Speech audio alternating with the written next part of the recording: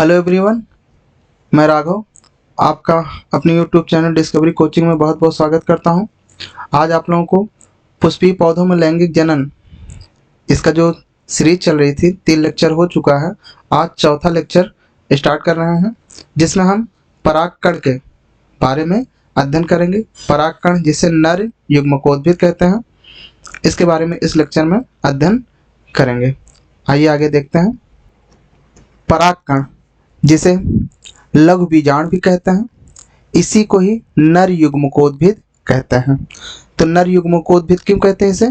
क्योंकि इसमें नर युग्मक उद्भिद, अगर हम नर युग्मकोद्भिद को देखें तो इसको तोड़ लेते हैं। नर युग्मक उद्भिद यानी नर युग्मक को उत्पन्न करने वाला, अर्थात इसी परागकण में ही नर युग्मक उत्पन्न होंगे। परागकण को इंग्लिश में पॉलन ग्रैंड कहते हैं, इसे लघु बीजाणु कहते हैं, इंग्लिश में माइक्रोस्पोर कहते हैं।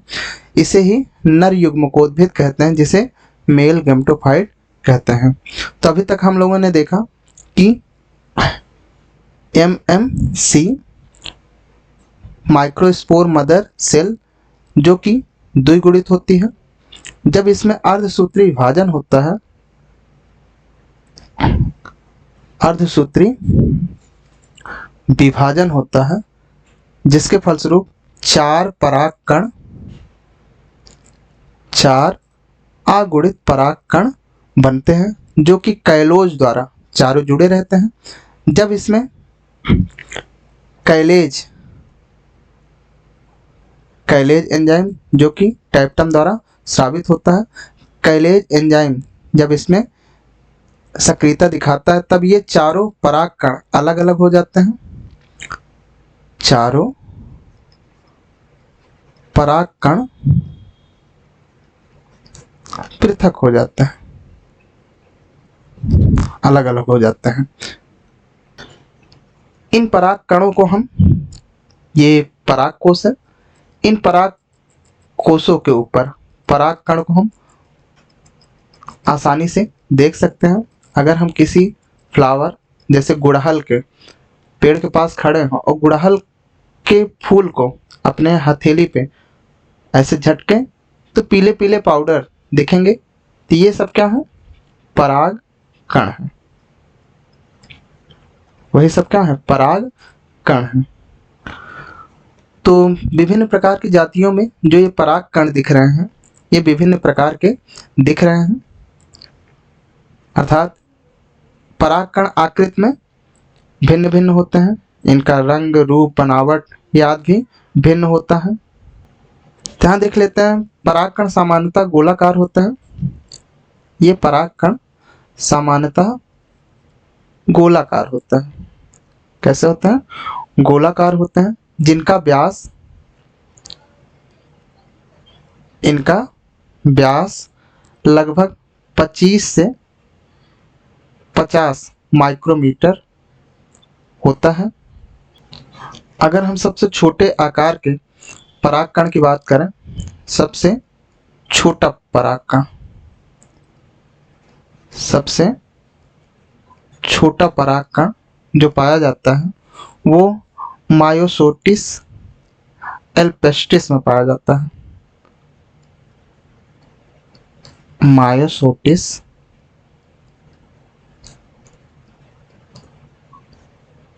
एल्पेस्टिस में पाया जाता है।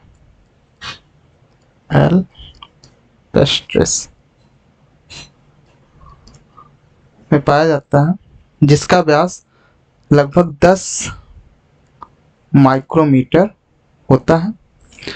अगर हम सबसे बड़े माइक्रोस्पोर यानी परागकण की बात करें, सबसे बड़े परागकण की बात करें, तो सबसे बड़ा परागकण मिरेबिलिस जलापा में पाया जाता है। मिरेबिलिस जलापा में पाया जाता है, जिसका व्यास लगभग 200 माइक्रोमीटर होता है। अब हम एक प्रारूपिक परागकण की संरचना के बारे में देख लेते हैं। जो परागकण होता है सामान्यतः गोलाकार होता है। अगर हम मान के चले ये परागकण है जो गोलाकार है, ये चारों ओर से दो परतों द्वारा घिरा होता है, जिसे हम स्पोरोडर्म कहते हैं, जिसे हम स्पोरोडर्म कहते हैं।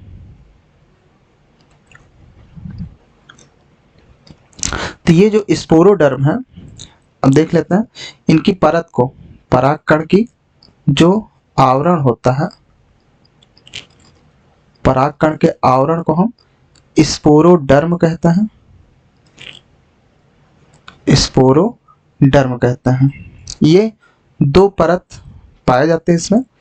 जो बाहरी परत होती है जिसे हम बाह्य चोल कहते हैं, बाह्य चोल कहते हैं, इंग्लिश में से एक्जाइन कहते हैं।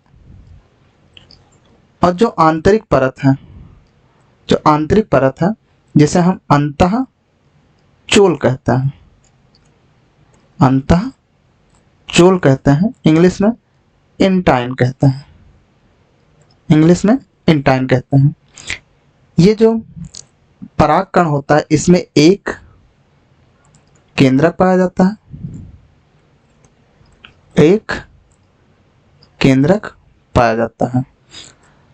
ध्यान देख लेते हैं जो बाह्य चोल होता है, ये बाह्य चोल जो होता है ये मोटा होता है, कठोर होता है तथा एक प्रतिरोधी पदार्थ से ये बना होता है, एक वसायुक्त प्रतिरोधी पदार्थ, प्रतिरोधी पदार्थ से बना होता है, से बना होता है, जिसे हम स्पोरोपोलिनिन कहते हैं, स्पोरोपोलिनिन कहते हैं। ये स्पोरोपोलिनिन सर्वाधिक ज्ञात प्रतिरोधक कार्बनिक पदार्थ है। अगर हम बात करें PCB अर्थात P से फिजिकल, यानी अभी तक कोई भी भौतिक पदार्थ या भौतिक अवस्था जैसे सूखा हो गया, अधिक टेम्परेचर हो गया, उच्च ताप हो गया, तो ये सब इसको प्रभावित नहीं कर सकते। सी का अर्थ है केमिकल से, यानी रासायन पदार्थ से। तो इस स्पोरोपोलिनिन को ना तो कोई अम्ल ना ही कोई क्षारक इसे कोई प्रभावित नहीं कर सकता। बी से बायोलॉजिकल, जैसे एंजाइम हो गया। इसके निम्नलिखित के लिए अभी तक कोई भी एंजाइम ज्ञात नहीं है। परागकण में जहां पर स्पोरोपोलिनिन अनुपस्थित होता है, जहां पर स्पोरोपोलिनिन अनुपस्थित होता है वहां पे एक छिद्र जैसी संरचना होती है जिसे हम जनन छिद्र कहते हैं, जनन छिद्र कहते हैं, जिसमें से परागकण के अंकुरण के समय, जब परागकण अंकुरित होगा, अंकुरण के समय जो अंतःचोल है, जो अंतःचोल है ये पराग नली के रूप में जनन छिद्र से बाहर आता है। यह जनन छिद्र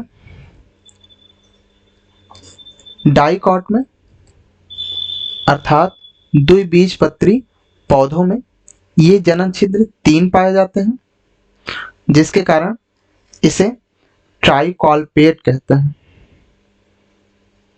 ट्राइकॉलपेट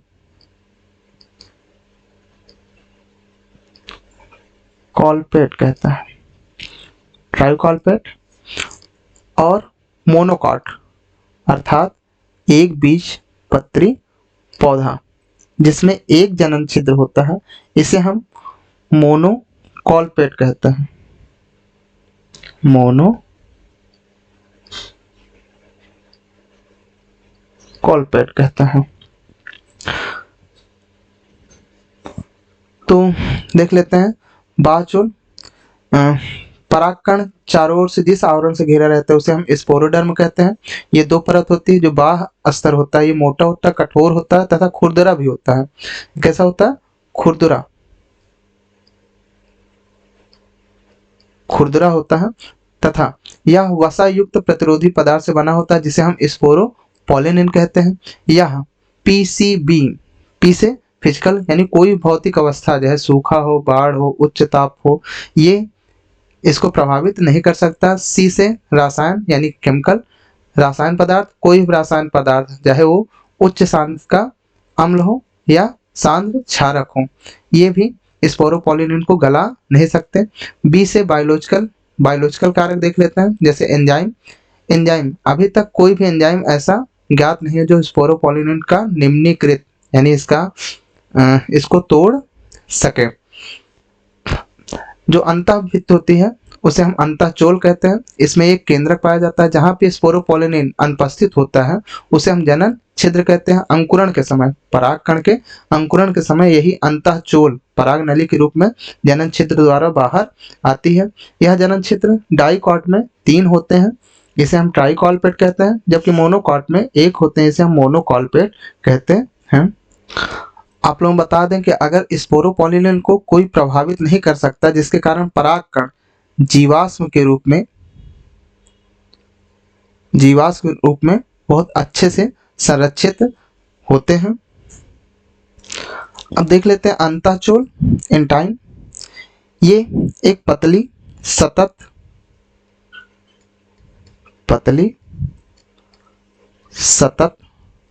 मीन्स कंटिन्यूअस एक परत होती है जो सेलुलोज और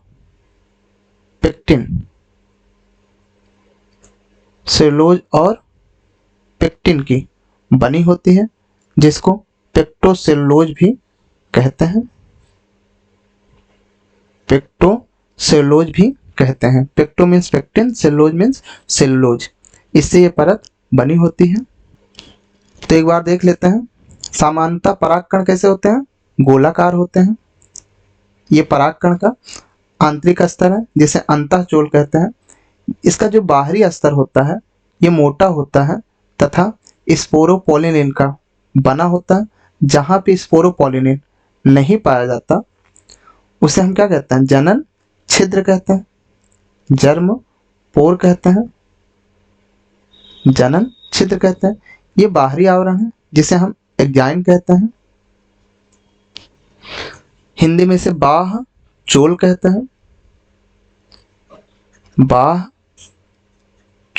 हैं, ये कठोर होता है, मोटा होता है, खुरदरा होता है तथा स्पोरोपोलिनिन का बना होता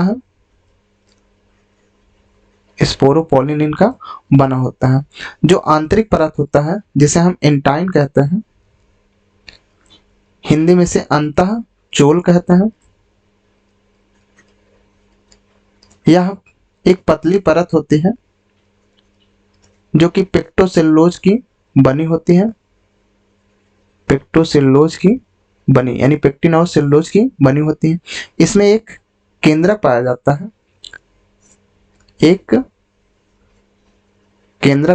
है, ये जीवद्रव्य है। ये जो केंद्रक है ये असमान विभाजन करके 2 केंद्रक बनाते हैं और दोनों केंद्रक को चारों ओर से जीवद्रव्य घेर के कोशिका का निर्माण करता है। जो बड़ा वाला केंद्रक होता है ये इरेगुलर होता है अर्थात अनियमित होता है, और जो छोटा वाला केंद्रक होता है वो स्पिंडल आकार का होता है, तो ये एक कोश का बना, और ये कोशिका जो होता है ये जीवद्रव्य, ये जो बड़ी वाली कोशिका है, बड़ी वाली कोशिका को हम कायिक कोशिका कहते हैं।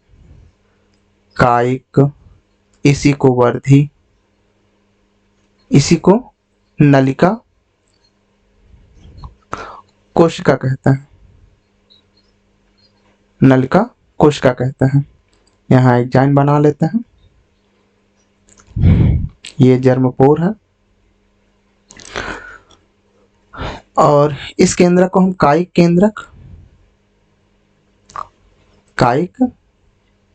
केंद्रक या नली केंद्रक कहते हैं। ये जो कोशिका है जिसे हम जननिक कोशिका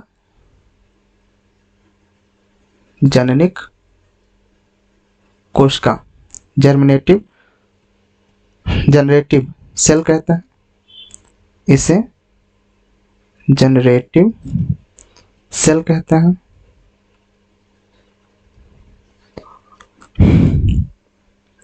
तो इस प्रकार की जो परागकण होते हैं उन्हें हम द्विकोशिकीय अवस्था कहते हैं। द्विकोशिकीय अवस्था कहते हैं।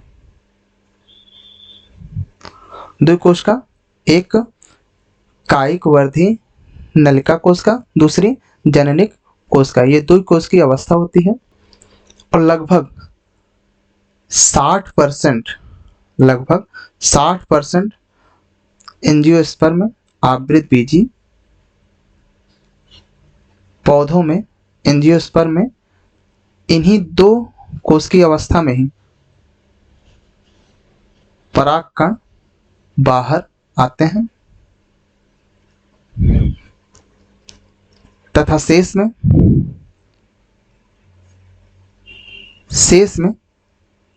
त्रिकोशिकीय अवस्था होती है। त्रिकोशिकीय अवस्था होती है जिनमें से एक कायिक कोशिका तथा दो नर युग्मक होते हैं, जबकि द्विकोशिकीय अवस्था में एक कायिक कोशिका तथा एक जननिक कोशिका होती है। अगर हम बात कर लें कुछ कीट परागित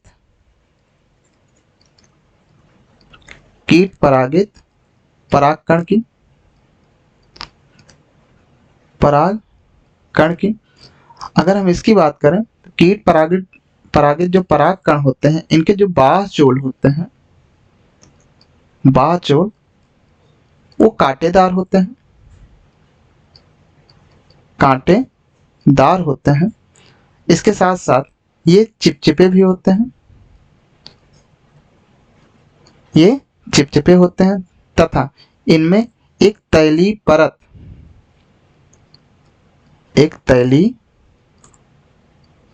परत पाई जाती है।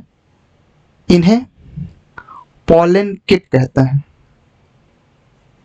इन्हें क्या कहते हैं? पॉलन किट कहते हैं, जो कि कीट परागित परागकण में पाया जाता है। जबकि वायु परागित परागकण